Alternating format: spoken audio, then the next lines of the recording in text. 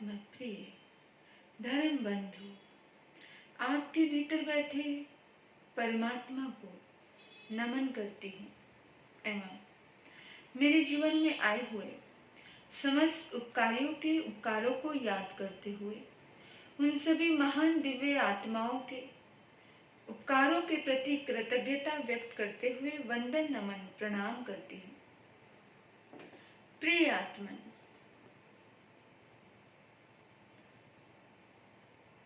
महर्षि अष्टावक्र धर्म सत्संग की सभा शुरू होने वाली थी। बहुत सारे लोग आकर के उनके धर्म सत्संग में बैठ चुके थे, लेकिन अष्टावक्र अपना सत्संग प्रारंभ नहीं कर रहे थे।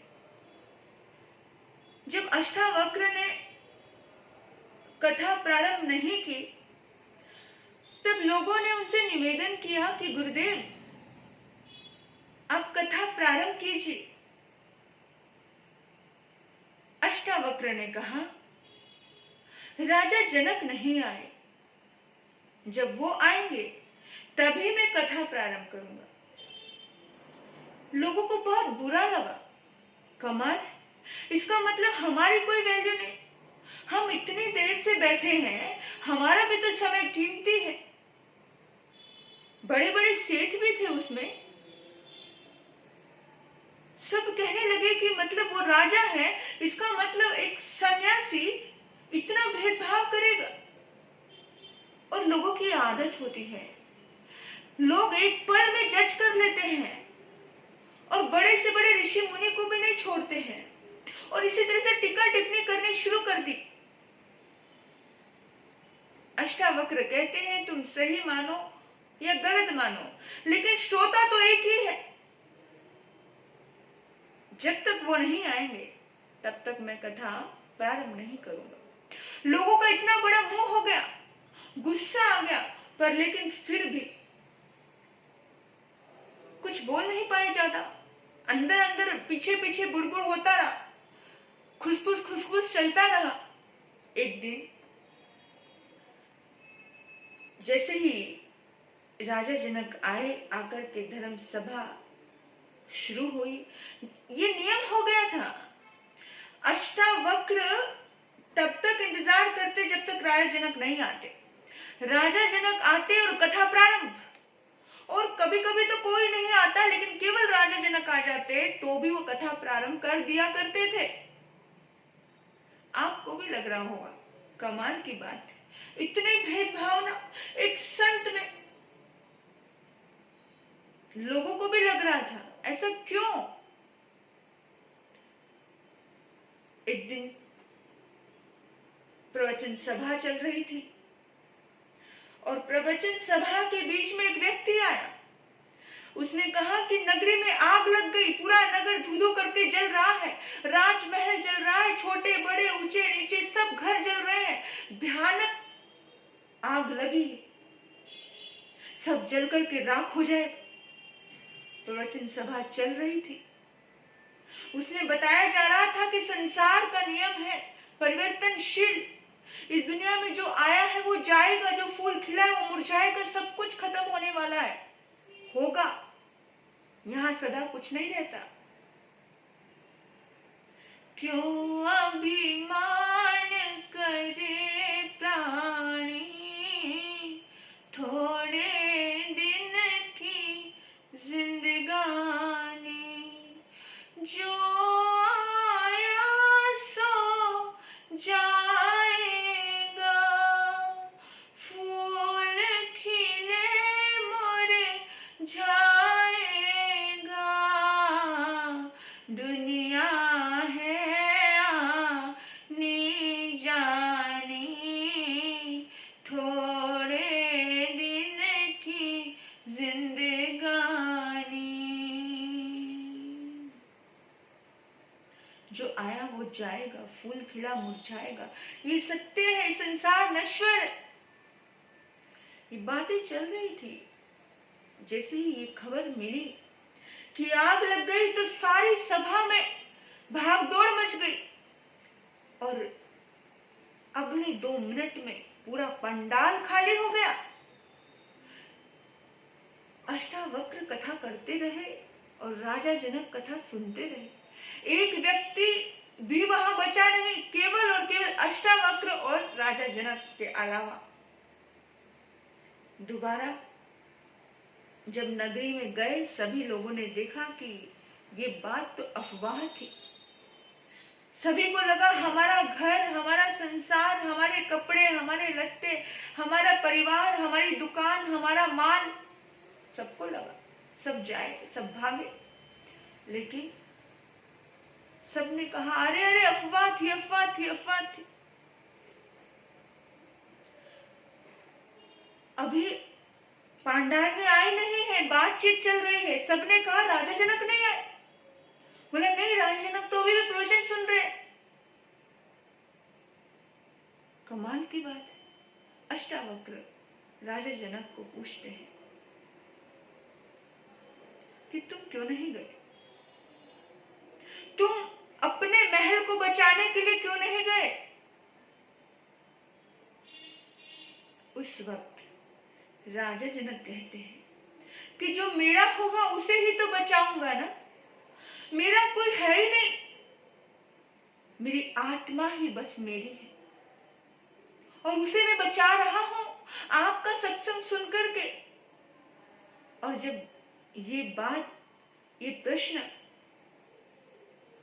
अष्टावक्र राजा जनक से कर रहे थे, इतनी देर में तो सारी भीड़ आ चुकी थी, बैठ चुके थे सब लोग। जब राजा जनक का ये प्रश्न सुना, ये जवाब सुना कि मेरा कुछ है ही नहीं, मेरी केवल आत्मा है। अभी तो आप समझा रहे थे गुरुदेव कि केवल आत्मा ही अपनी है, बाकी हमारा शरीर भी अपना नहीं है। तो जो मेरा है ही नहीं, मैं उसे बचाने क्यों भागूं? अष्टावक्र मुस्कुराने लगे और अष्टावक्र ने कहा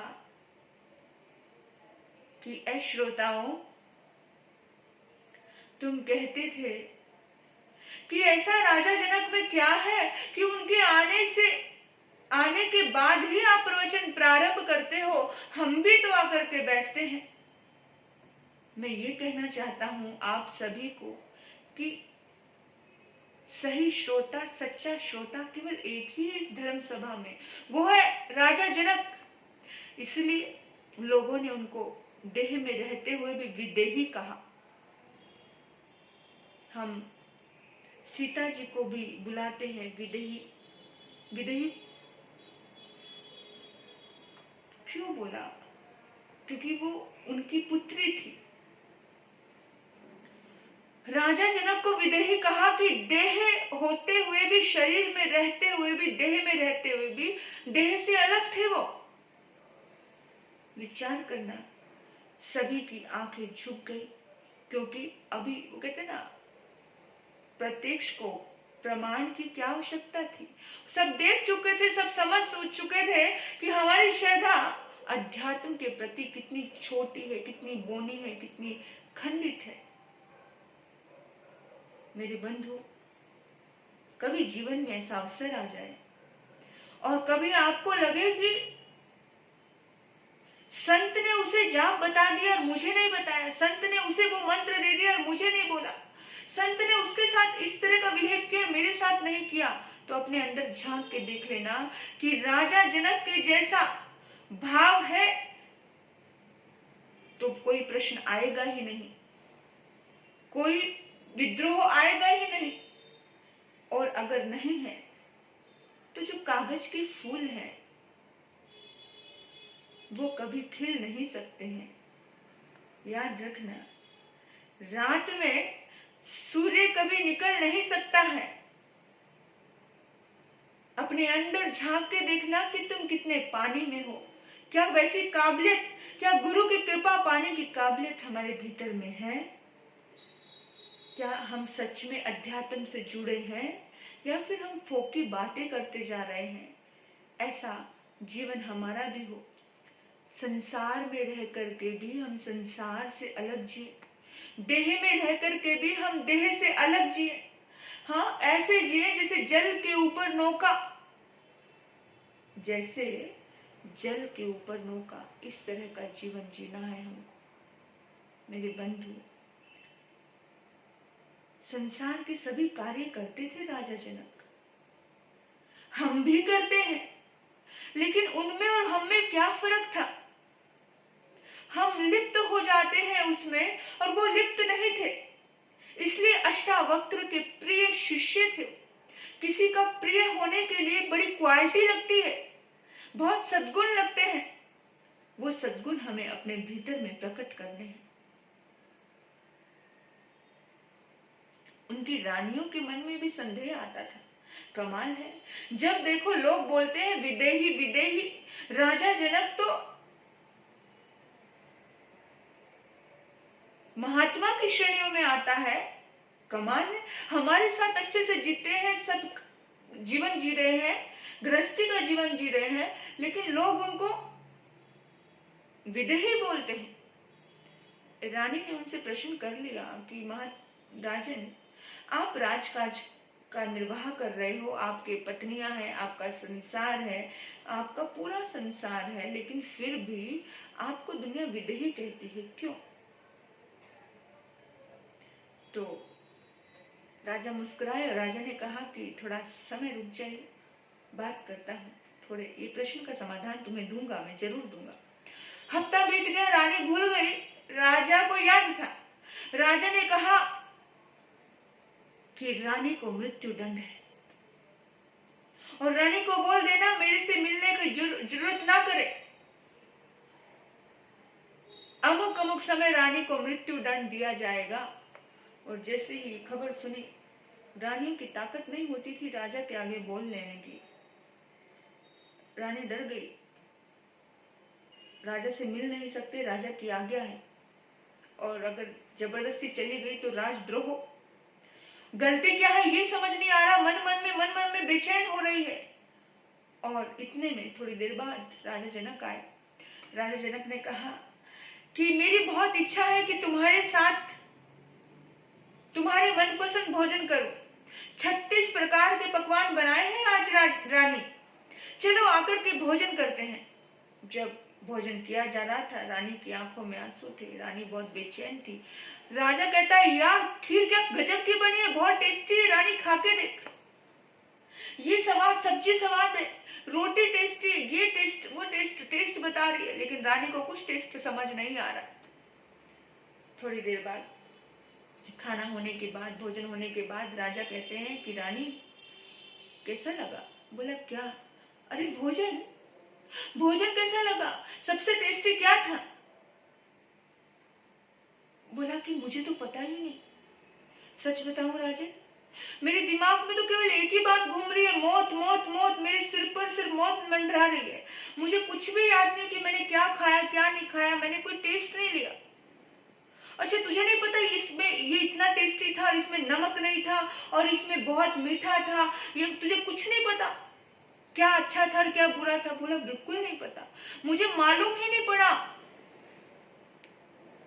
तब राजा जनक कहते हैं, क्यों नहीं पड़ा? क्योंकि तुम्हारे दिमाग में सिर्फ मौत घूम रही है कि मुझे अमुक समय मर जाना है, मुझे अमुक समय दुनिया से चले जाना है। बोला हाँ राजन। उसने कहा, सुनो, तुमने प्रश्न किया था, उस प्रश्न का जवाब मैं तुम्हें दे रहा हूं। तुम्हें कोई मृत्यु दंड नहीं दिया जा रहा है। मैं तुम्हें बता रहा हूं कि रानी, जिस तरह से तुझे सिर्फ दिमाग में मृत्यु मृत्यु मृत्यु ही घूम रही थी, इसी तरह से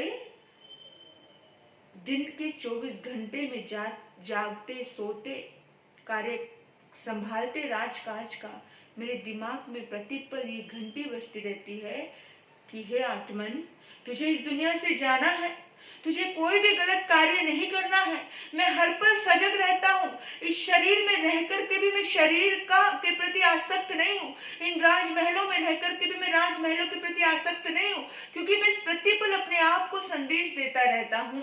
और वो संदेश मैंने आज तुम्हें दिया कि प्रतिपल अगर मृत्यु को याद करते हो, प्रतिपल अगर मृत्यु की ख्याल रखते हो मृत्यु के विषय में, तो कभी भी आप गुस्सा नहीं करोगे कि सब्जी में नमक कम है, मीठा ज्यादा हो गया, ये गर्म है, ये ठंडा है। यानी बाहर की चीजों के प्रति शिकायत ही नहीं करोगे, क्योंकि आपको लगेगा जाना ही तो है। फिर जब जाना ही है तो किस बात की शिकायत करना, किस बात से झगड़ना। समझ आई? रानी के हाथ जुड़ गए।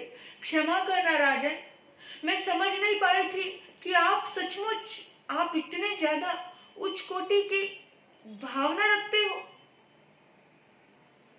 रानी को मृत्यु दंड थोड़ी दिया जा रहा था, रानी को केवल समझाया जा रहा था, और रानी को ये बात समझ आ गई।